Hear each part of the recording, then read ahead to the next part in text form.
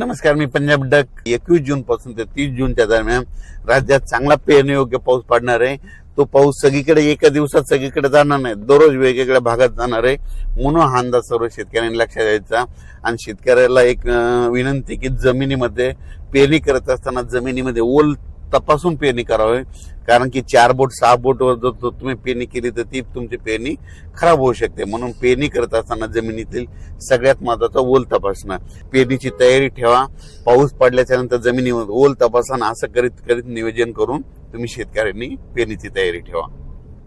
परत एक शेतकऱ्याला सांगू इच्छितो की यावर्षी दरवर्षी मी म्हणतो ना, जूनच्या शेवटच्या आठवड्यातच पेरणी होणार आहे. मी पहिल्यापासून सांगतो की निसर्गच 22 दिवस पुढे सरकला आहे, पण याकडे कोणी दुर्लक्ष करत. लोक जे अंदाज देत असताना निसर्ग कोणी लक्षात देईना. निसर्ग काय झाला की ऋतुचक्रमान 22 दिवस पुढे सरकले. थंडी 22 दिवस पुढे सरकली, उन्हाळा 22 दिवस पुढे सरकला आणि पावसाळा 22 दिवस पुढे सरकला. लहान मुलाला जर विचारलं तर पाऊस कधी येणार, तो म्हणतो 7 जूनला येणार. पण आता भविष्यामध्ये काय करावं लागणार आहे, आता 7 जून ऐवजी आपल्याला दरवर्षी म्हणावं लागणार आहे जूनच्या शेवटच्या आठवड्यात पाऊस येणार आहे आणि पेरणी होणार आहे असं म्हणावं लागणार आहे. कारण की हे भविष्यात ही परिस्थिती असंच राहणार आहे. पाऊस दरवर्षी 7 जूनला येणारच नाही, फक्त थोड्या भागात पडेल. पण खरी पेरणी मात्र 14 जूनच्या शेवटच्या आठवड्यात होणार. म्हणून आता 2027 बी धरा, 2028 आणि 2029ला तरी तुम्ही काय करा, वाटल्यास आतापासूनच लक्षात ठेवा पेरणी कधी होणार तर शेवटच्या आठवड्यातच होणार. आणि यावर्षी तशीच परिस्थिती. मी खूप दिवसापासून सांगत होतो निसर्ग पुढे सरकायला, पण याकडे कोणी दुर्लक्ष करत, सगळेजण दुर्लक्ष करत होते. पण आता खरी वेळ आली.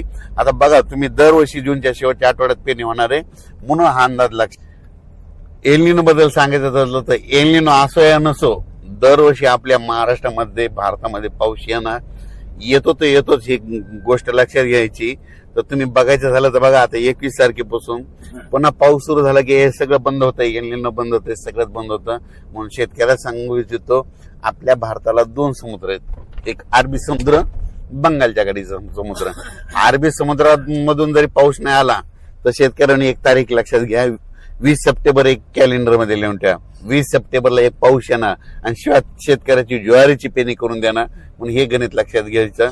म्हणून म्हणतो एल निनो असो या नसो, दरवर्षी आपल्या महाराष्ट्रात पाऊस येणार हे निश्चित.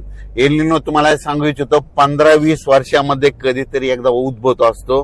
दरवर्षी समुद्राचं तापमान सारखं नसतं.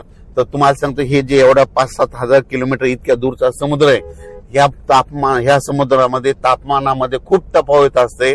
1-2 किलोमीटर, 10-10, 20-20 किलोमीटर तापमानामध्ये गरम गार पाणी होत असतं. म्हणून म्हणतो एल निनो असं येणं दरवर्षी आपल्या महाराष्ट्रात पाऊस येणार हे निश्चित धरायचं.